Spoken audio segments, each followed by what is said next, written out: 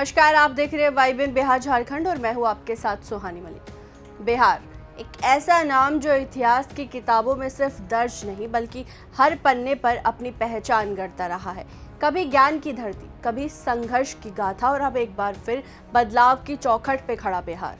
ये कहानी एक फैसले की नहीं, एक ऐसी बैठक की जिसमें आने वाले वर्षों की दिशा तय कर दी गई। ये कहानी है उस पल की जब सत्ता के गलियारों में सिर्फ कागज नहीं गड़गड़ाए बल्कि भविष्य की आहट सुनाई दी। बुधवार की सुबह पटना की हवा में कुछ अलग था। मुख्यमंत्री सम्राट चौधरी की अध्यक्षता में पहली कैबिनेट बैठक शुरू हुई। बाहर कैमरे थे, अंदर फैसले। कुल 22 एजेंडों पर चर्चा होनी थी, लेकिन जो सबसे बड़ा एजेंडा था वो था बिहार के विकास की नई पटकथा लिखना। और फिर वो फैसला आ गया। बिहार में 11 नए आधुनिक शहर बसाए जाएंगे। ये सिर्फ एक घोषणा नहीं, ये एक विजन था। एक ऐसा विजन जो बिहार को नए युग में ले जाने का दावा करता है। इन शहरों को सैटेलाइट टाउनशिप कहा गया, यानी बड़े शहरों के पास विकसित होने वाले नए सुनियोजित शहर। लेकिन यहाँ कहानी में एक ट्विस्ट है।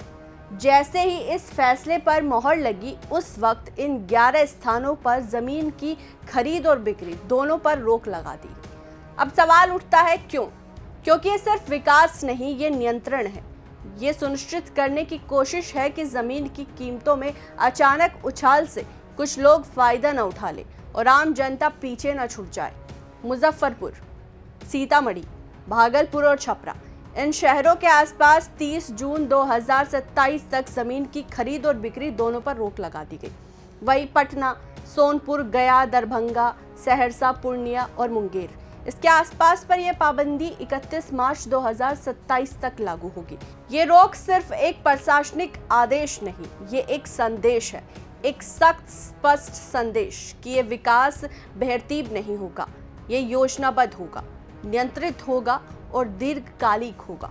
लेकिन कहानी यही खत्म नहीं होती। नए शहरों का नामकरण, ये भी एक दिलचस्प पहलू है।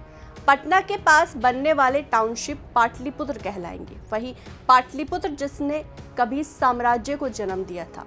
सोनपुर के पास हरहिनाथापुर, एक ऐसा नाम जो संस्कृत और आस्था दोनों को जोड़ता है। ये सिर्फ शहर नहीं होंगे, ये पहचान होंगे, अतीत की विरासत और भविष्य की आकांक्षाओं का संगम। अब जरा इस फैसले के पीछे की रणनीति को समझते हैं।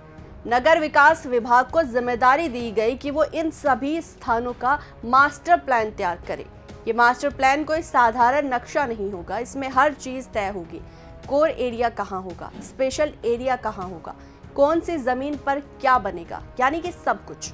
अब विकास यूं ही नहीं होता। हर ईंट, हर सड़क, हर इमारत एक तय योजना के तहत बनेगी।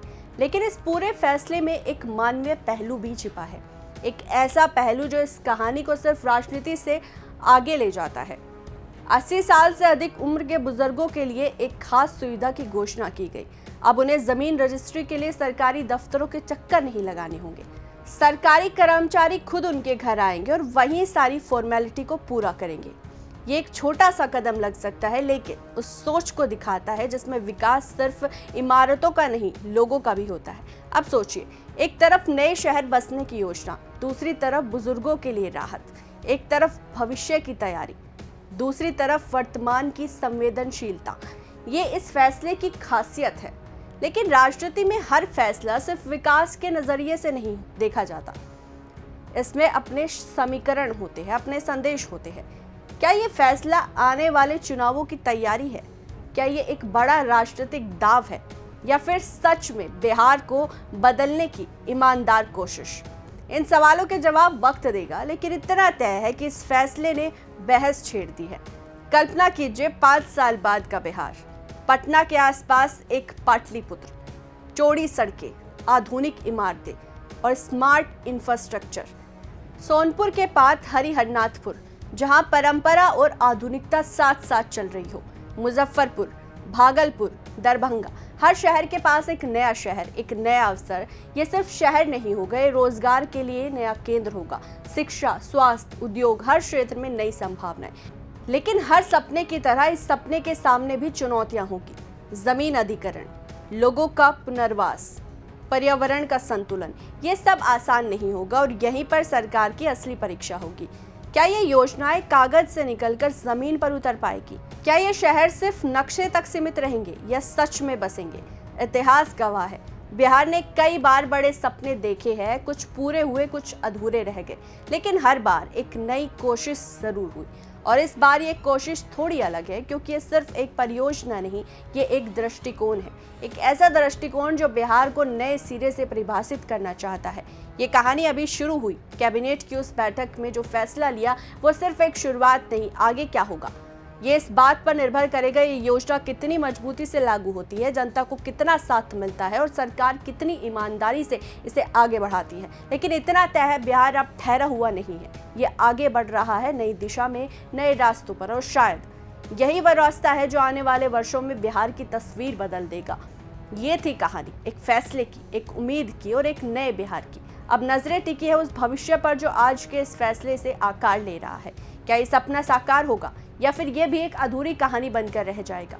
जवाब आने वाला वक्त देगा, लेकिन फिलहाल बिहार ने एक कदम आगे बढ़ा दिया है और यही कदम इतिहास लिखते हैं। इस रिपोर्ट को लेकर आपकी क्या राय है, आपको क्या लगता है, वो जरूर कमेंट बॉक्स में बताएगा। फिलहाल इतना ही। देश और दुनिया की बाकी तमाम खबरों के लिए देखते रहे YBN बिहार झारखंड। नमस्कार।